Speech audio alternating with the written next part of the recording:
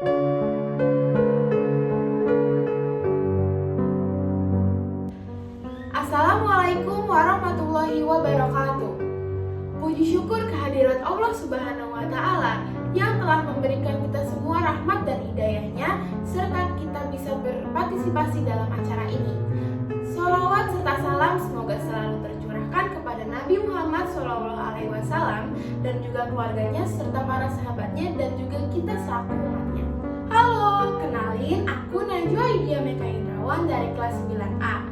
Kali ini aku ingin menceritakan tentang bagaimana negara kita, negara Indonesia, bisa menjadi negara yang merdeka.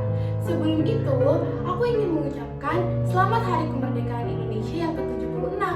Merdeka, merdeka, merdeka!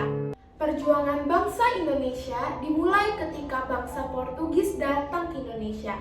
Mereka ingin salah satu kekayaan bangsa Indonesia yaitu rempah-rempah. Karena kejadian tersebut, banyak negara lain yang berdatangan ke Indonesia dengan visi yang hampir sama seperti bangsa Portugis. Setelah bertahun-tahun melawan bangsa Portugis, datanglah bangsa Belanda yang bertujuan untuk mengambil rempah-rempah juga. Bangsa Belanda menjajah bangsa Indonesia selama 350 tahun lamanya. Bahkan mereka juga mendirikan perusahaan yang bernama VOC bertujuan agar mereka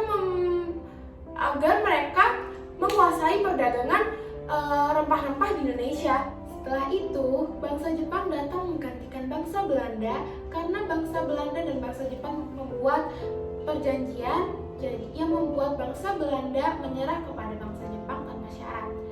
Bangsa Jepang menjanjikan kedamaian kepada rakyat Indonesia. Jadi, rakyat Indonesia menyambut baik rakyat Jepang yang datang ke Indonesia. Namun ternyata sayangnya bangsa Jepang tidak memperlakukan seperti itu. Malah bisa dibilang lebih kejam dari bangsa Belanda. Mereka mengadakan sistem yang namanya kerja rodi atau kerja paksa. Rakyat Indonesia tuh akhirnya melakukan perlawanan, dan perlawanan itu berbentuk perang dan juga mereka membuat BPUPKI. Nah, tak lama setelah itu, mereka menggantikan BPUPKI menjadi PPKI, dan itu dilaksanakan sehari setelah pengeboman di Hiroshima dan Nagasaki.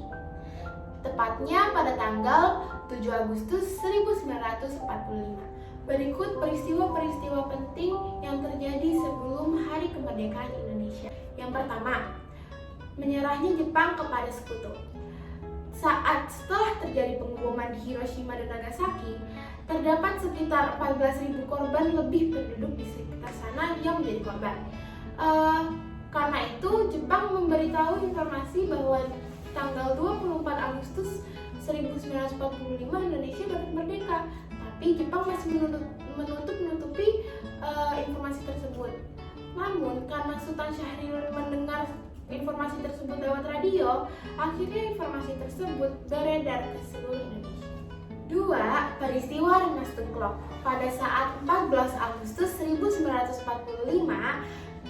Soekarno, Hatta, dan juga Radiman Widyaningrat kembali ke tanah air. Pada saat itu, pihak Sultan Syahrir, Hairul Saleh, Wikana, dan juga Darwis mendesak mereka agar dapat memproklamasikan kemerdekaan Indonesia secara segera.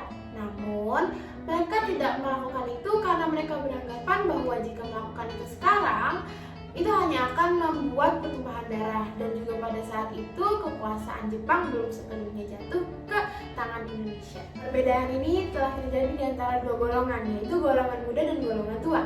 Golongan muda berpihak kepada Sultan Syahrir dan golongan tua berpihak kepada Soekarno dan Hatta.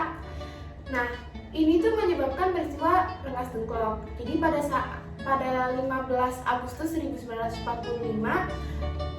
golongan tua diculik oleh golongan muda yang bertujuan agar mereka dapat memproklamasikan kemerdekaan Indonesia secara segera. 3. Proses perumusan teks proklamasi. Proses ini terjadi di rumahnya Laksamana Maeda karena rumah beliaulah yang dianggap tempat paling aman untuk penyusunan teks proklamasi.